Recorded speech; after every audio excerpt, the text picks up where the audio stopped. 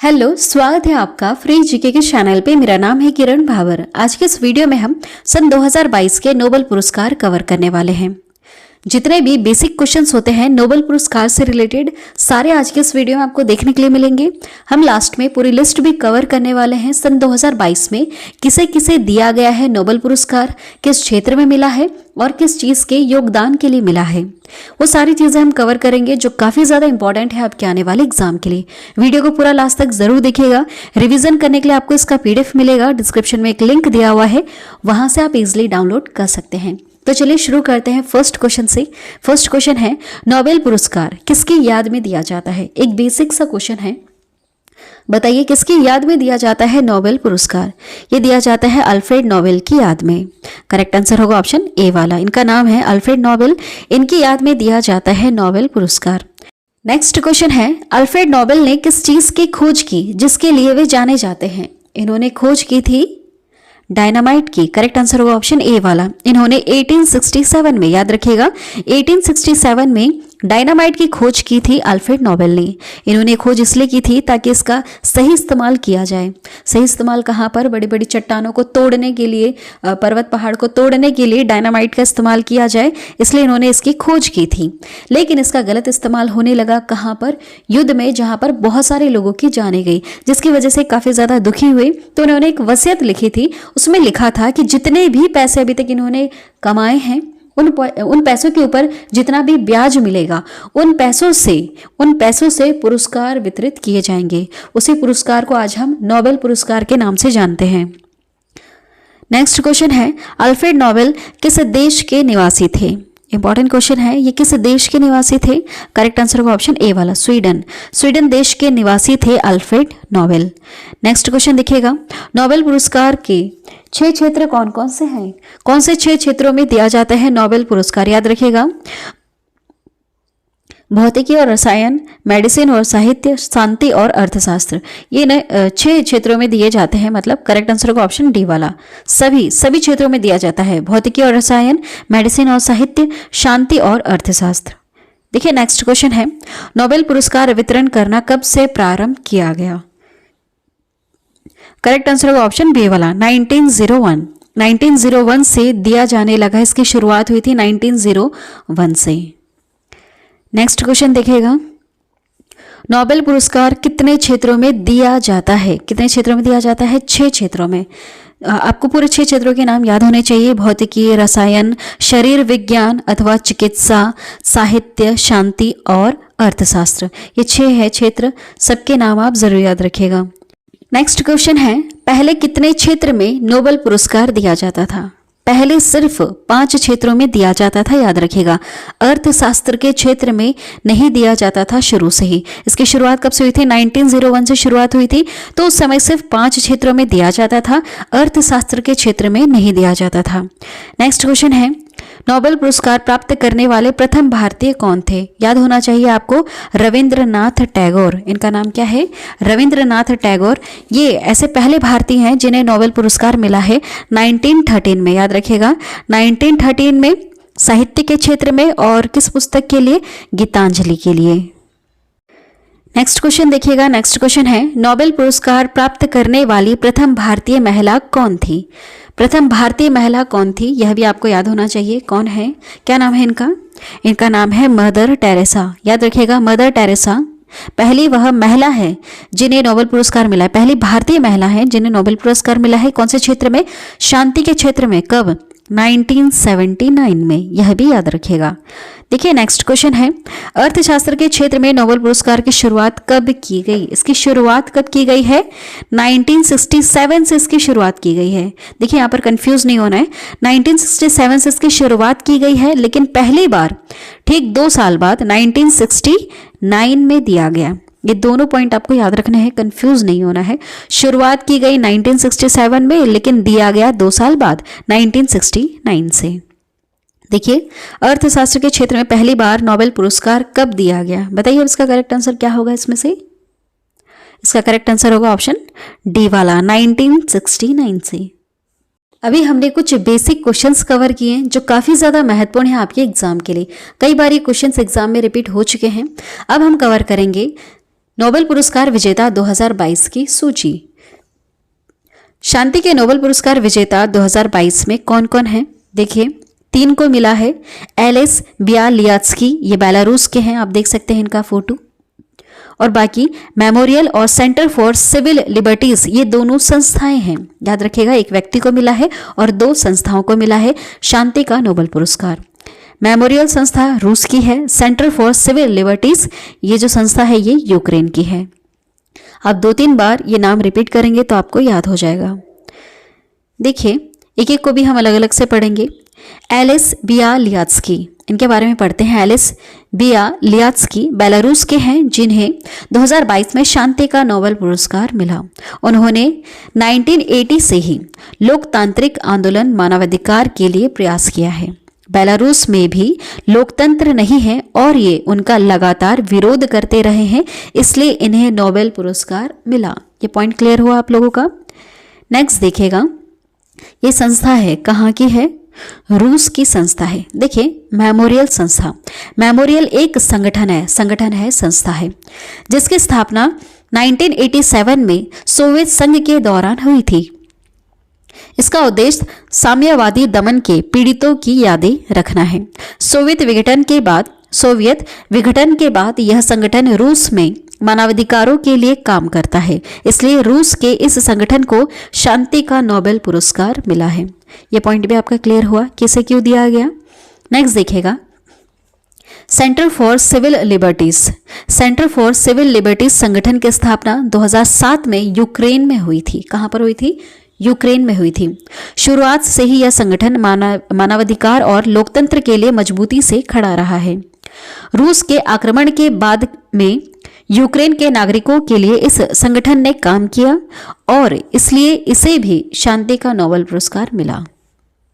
ठीक है, आपको समझ में आया इसे भी क्यों दिया गया? देखिए यहाँ पर रूस और यूक्रेन दोनों के बीच में युद्ध चल रहा है और दोनों की ही संस्था को यहाँ पर शांति का पुरस्कार मिला है, शांति का नोबेल पुरस्कार। देखिए ये इंपॉर्टेंट पॉइंट, ये आपको याद होना चाहिए।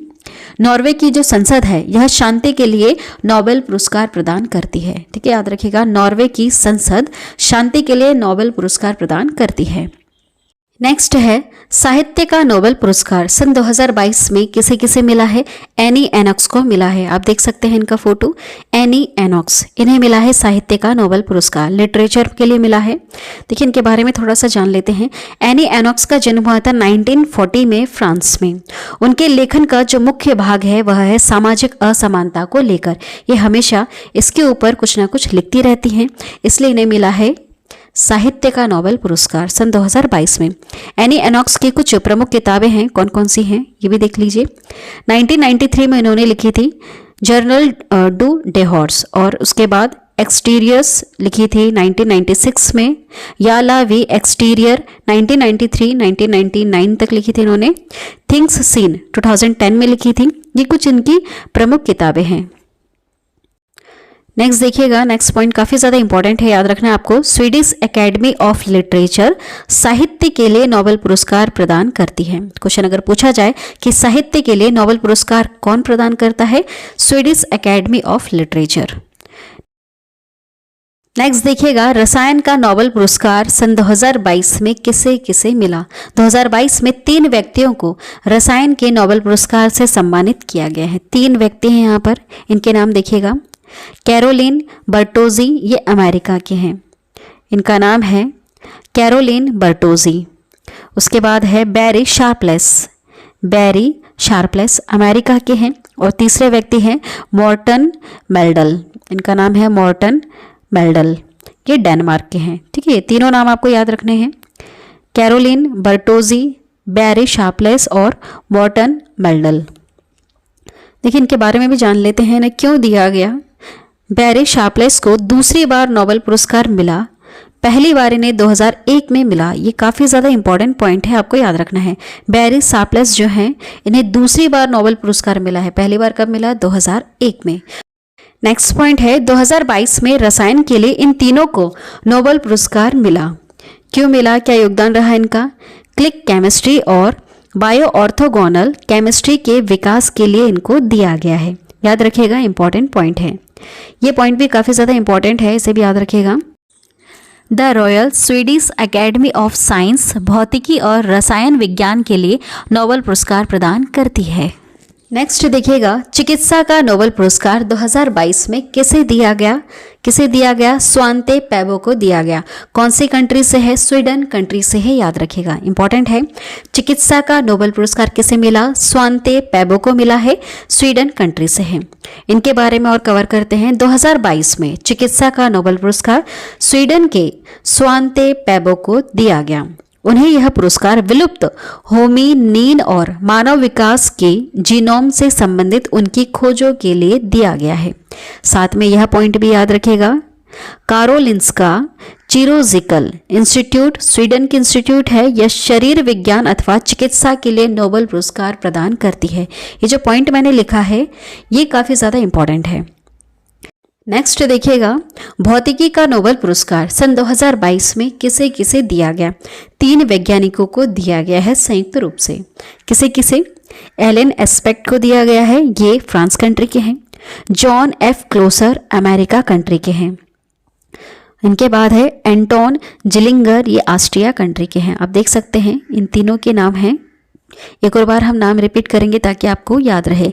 Elon Aspect, John F Clauser और एंटोन जिलिंगर, ये जो तीनों वैज्ञानिक हैं इन्हें मिला है भौतिकी का नोबेल पुरस्कार। किस योगदान के लिए मिला है ये भी हम कवर करेंगे।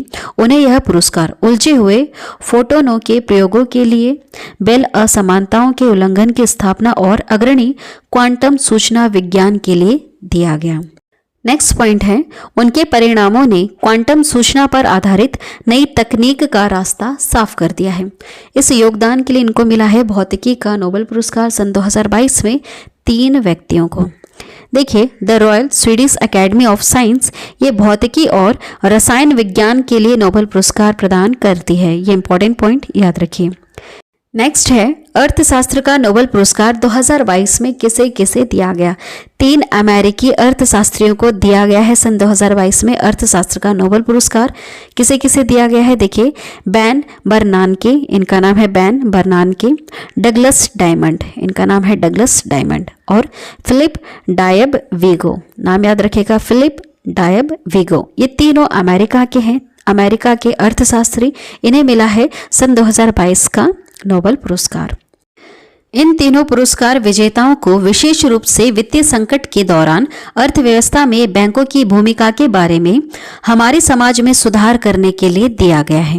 2022 का अर्थशास्त्र का नोबेल बैंकों और वित्तीय संकटों पर शोध के लिए दिया गया।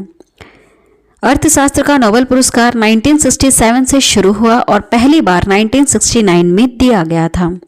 Next point, bank of Sweden अर्थशास्त्र के लिए नोबेल पुरस्कार प्रदान करती है। इंपॉर्टेंट पॉइंट याद रखिएगा। सन 2022 में किसे किसे मिला है नोबेल पुरस्कार? किस क्षेत्र में मिला है? क्या योगदान रहा है? किस कंट्री से ये बिलोंग करते हैं? ये सारी चीज़ें हमने कवर कर ली। अब हम लास्ट में कवर करेंगे कि नोबेल पुरस्कार किस किस भारतीयों को अभी तक मिला है। हमारे भारतीयों में किसे किसे मिला है? देखिए, रविंद्रनाथ टैगोर, इन्हें साहित्य में मिला है 1913 में। चंद्रशेखर वेंकट रमन को मिला है भौतिक शास्त्र में 1930 में। हरगोविंद खुराना को मिला है चिकित्सा के क्षेत्र में 1968 में। मदर टेरेसा को मिला है शांति के क्षेत्र में 1979 में। सुब्रमण्यम चंद्रशेखर को मिला है भौतिक शास्त्र 1983 में। अमर्त्य सेन को मिला है अर्थशास्त्र के क्षेत्र में 1998 में। वी.एस. नायपाल को मिला है साहित्य के क्षेत्र में 2001 में। वेंकट रमन रामकृष्णन को मिला है रसायन के क्षेत्र में 2009 में। कैलाश सत्यार्थी को मिला है शांति के क्षेत्र में 2014 में। अभिजीत बनर्जी को मिला है अर्थशास्त्र के क्षेत्र में 2019 में। देख सकते हैं आप इन सारे व्यक्तियों को, ये सारे भारतीय हैं जिन्हें नोबेल पुरस्कार मिला है। किस किस क्षेत्र में मिला है आपको यह भी याद रखना है, कौन सी ईयर में मिला है यह भी याद रखना है। ये सारे क्वेश्चंस कई बार एग्जाम में आ चुके हैं। आज की वीडियो में इतना ही। रिवीजन करने के लिए आपको इसका पीडीएफ में मिलेगा। ये जो सारी चीज़ें अभी हमने कवर की हैं सारी चीज़ें आपको पीडीएफ में भी देखने के लिए मिलेगी। आज की वीडियो में इतना ही। वीडियो अगर पसंद आई है और यूजफुल लगी है तो हमारे इस चैनल को अभी सब्सक्राइब करना, बेल नोटिफिकेशन आइकन पर ऑल प्रेस ज़रूर कर देना। Thank you.